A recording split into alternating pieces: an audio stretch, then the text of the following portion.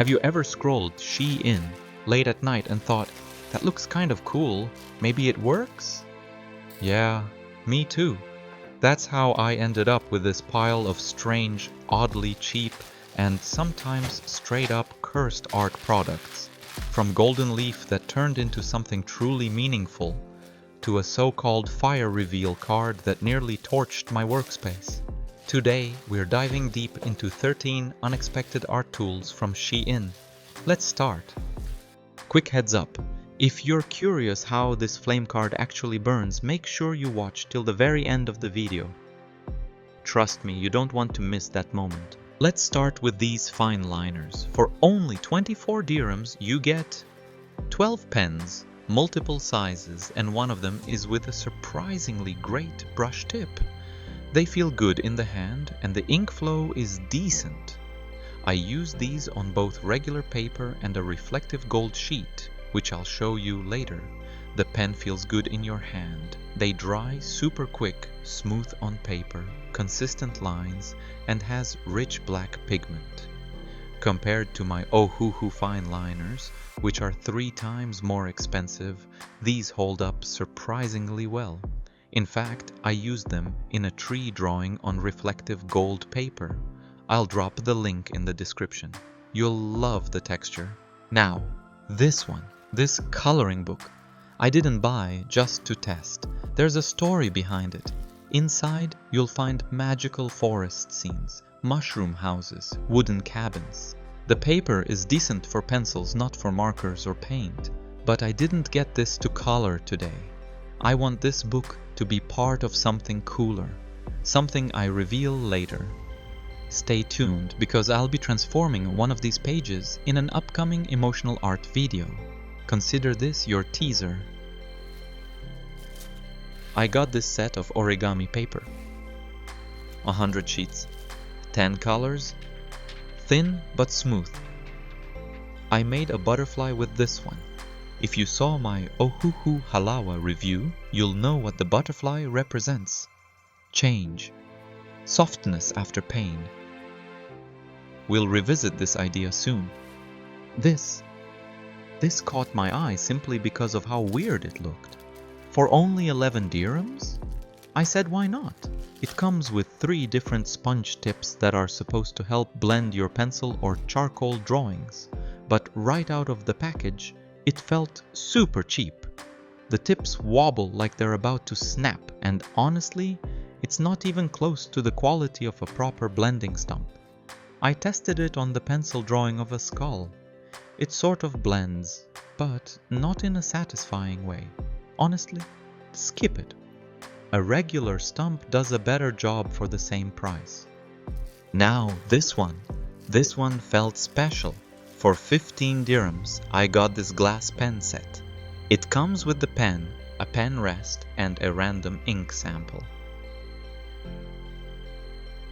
The glass pen has solid glass, elegant spirals. Feels like something you'd find in a wizard's desk. I tested it with a black Mont Blanc ink, and I was blown away by the flow of the ink and how much the pen can hold in one go. It holds a surprising amount of ink and glides so smoothly on paper. Even with pressure, it doesn't scratch. I used this to outline one of the most emotional drawings I've ever done, the skull and rose piece with gold leaf. Check the link below. That piece means a lot to me. This one totally fooled me.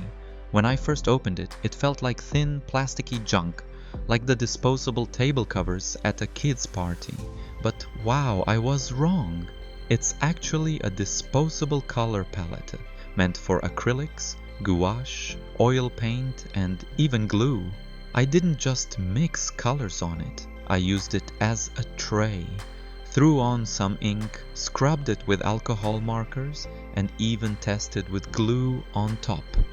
Nothing bled through, not even once. And the best part? No need to clean anything. Just peel the sheet off like a notebook page and you've got a brand new surface ready to go. It's definitely not made for watercolor. Water just escapes too fast. But for acrylics and figure painting, total time saver. Honestly, I never thought a Shein product would become part of my actual workflow. But here we are. These were such a letdown. These are metallic color pencils, 24 colors in total. The product claimed a shimmer effect, and I was honestly excited. Metallic pencils can sometimes add subtle elegance to a piece, especially over dark backgrounds. But these? Total disappointment. The box is just a flimsy cardboard sleeve, no protection, no design effort. And the pencils themselves? They feel hollow and cheap in the hand, like toy pencils from a party favor bag. The shimmer effect is almost non-existent, even on black paper, which should be their moment to shine. On white paper, forget about it. You're better off using regular colored pencils.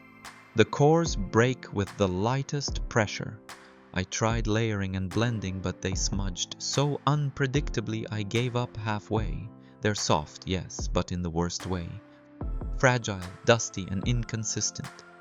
For 27 dirhams, you're honestly paying for frustration. These aren't even good enough for kids. Just skip them.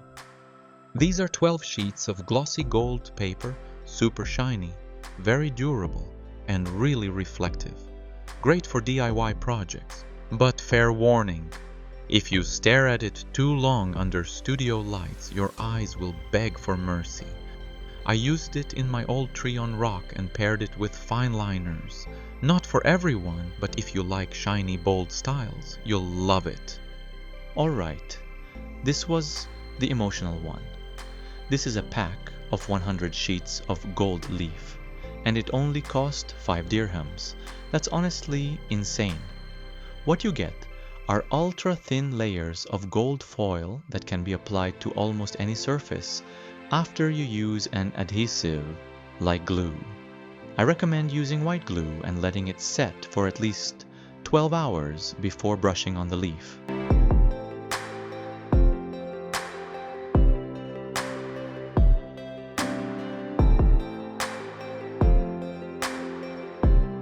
Gold leaf feels almost sacred. You apply glue, let it dry, then gently brush the thin gold layer onto your surface. It's delicate, like the emotions we often hide beneath the surface. I used it on my skull and Rose's drawing. The gold became symbolic, highlighting the idea that beauty can grow from darkness, that even broken things can shine again. The glue worked perfectly, and the result still moves me. This is where the disappointment begins. The cutter pen looked clever on Shein website. Small, clean, and easy to handle. The pen comes with 4 spare blades and it's only 5 dirhams.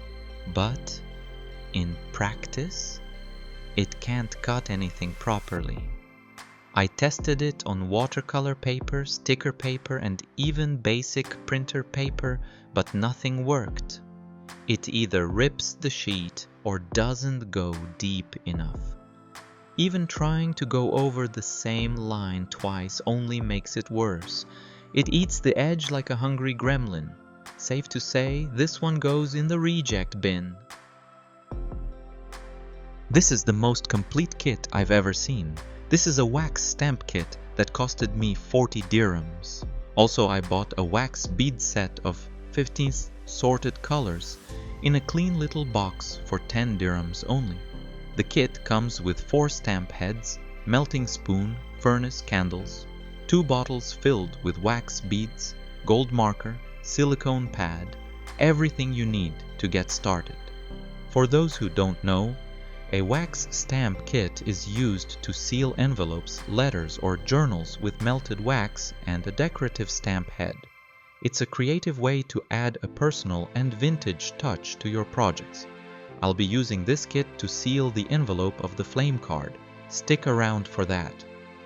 It's a straightforward process. You light one of the included candles, place the spoon over the flame, drop in a couple of wax beads, and once melted, pour it onto your envelope or surface.